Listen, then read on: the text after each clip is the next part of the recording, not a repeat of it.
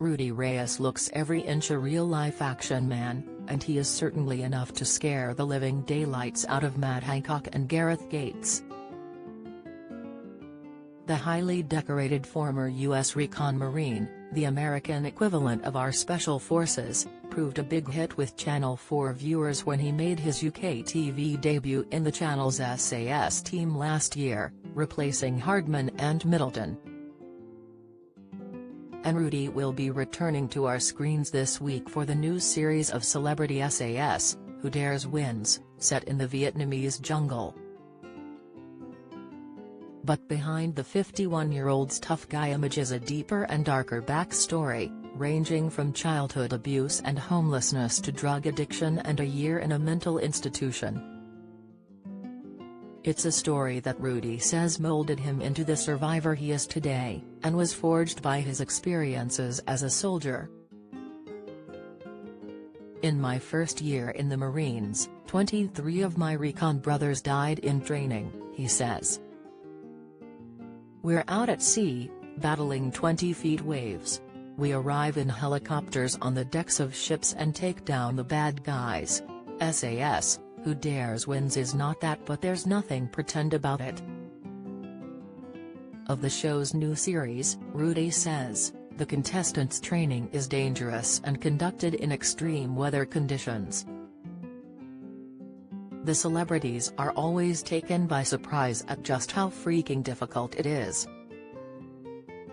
I've been in jungles, deserts and on film sets, but right here, I'm in the best place I've ever been in my life. It hasn't always been like that, though. Growing up in Texas and Missouri, he pinballed between his mother, his Vietnam veteran father and his grandparents. Life for Rudy and his two younger brothers, Caesar and Michael, was tough. At times we had little food, no medical care and had cockroaches and rats climbing over us in search of something to eat, he says. We would hide in the closet and put Dad's cowboy boots on our arms to smash the rats. I had such bad tooth decay, the kids at school started calling me boca podrida rotten mouth in Spanish. I was so self-conscious that I stopped talking, so as to not show my teeth or let out a stink. Worse was to come when he was molested by a family friend, who climbed into his bed when he was 11. I felt completely destroyed inside and started falling apart, says Rudy, who, along with his two brothers, ended up in a home for neglected boys in Nebraska. It was there, inspired by Bruce Lee and Spider-Man in the Marvel Comics, that Rudy began training in martial arts to protect himself and his siblings. I had these Spider-Man pajamas, he laughs. When I wore them, I really believed I could be a superhero. Rudy became his brother's legal guardian at 17 and paid their household bills by working at a diner and singing in a rock and roll band. When Caesar and Michael became self-sufficient, Rudy joined the U.S. Marine Corps and passed the training to become a recon Marine. He says of his stints leading operations in Afghanistan and Iraq, the business of war is a hard, harsh and terribly brutal job. I was turned into a living weapon. He recalls becoming close to an Iraqi family on his third and final tour of the country in 2005, sharing his rations with the couple and their 3 children. On his last day in Iraq, he saw them fleeing their blown-up home. I looked back at the blood, the tears and loss, and that was the last time I saw my beautiful Iraqi family, he says. The trauma left Rudy determined to find a new path in life. His battlefield experience, along with a stint as a model after leaving the military, helped propel him into show business in 2008, and he was offered a role in the HBO miniseries, Generation Kill. But Rudy soon found himself fighting another battle, drug addiction. I'd go to parties in New York and Los Angeles, full of actors and directors and cocaine, he says. I was the toast of the town, because everybody wants at least one sniper killer friend. But in my head, the war was still raging. I'd not processed what I'd been through in battle. I was fighting people on the streets. I was dangerous. I got into one bad relationship after another, sleeping with models and actresses. I'd never touched drugs before, but now I used cocaine and alcohol to numb me enough to be able to stand myself. I was 38 years old and completely depressed. I had all these accolades but couldn't even leave my bedroom.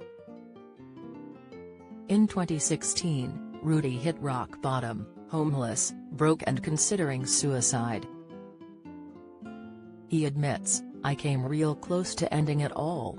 I spent a year in a mental institution after that." Rudy says his salvation was finding love with 24-year-old Jade Struck, and discovering a part of the ocean that never crossed his mind as a Marine, its beauty beneath the waves. Rudy says, "I cleaned up. I stopped drinking and doing drugs and ended up creating Force Blue Team. We take Special Forces operators and use them to help scientists rebuild coral reefs. It gave me the purpose that had been missing." Rudy also says it was love at first sight when he met firearms instructor Jade online. "She did weapons training for the John Wick films," he says. "She's an incredible markswoman and she's stunning and passionate about Jesus. She helped me get back into my faith." Now the author of a self-help book, Hero Living, 7 Strides to Awaken Your Infinite Power, Rudy, who works out for 2 hours every day, says he's as pumped for life as ever.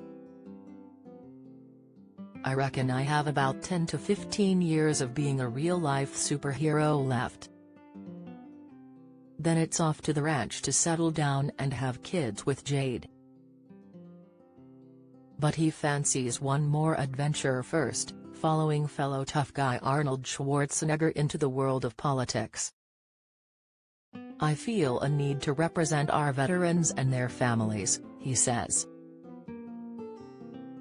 "And if he doesn't get what he wants politically? Then me and Jade might try to get dual citizenship in the UK. I love you guys." Hero Living, 7 Strides to Awaken Your Infinite Power by Rudy Reyes is published by Quirkus on October 12. To order a copy, visit amazon.co.uk, waterstones.com or bookshop.org.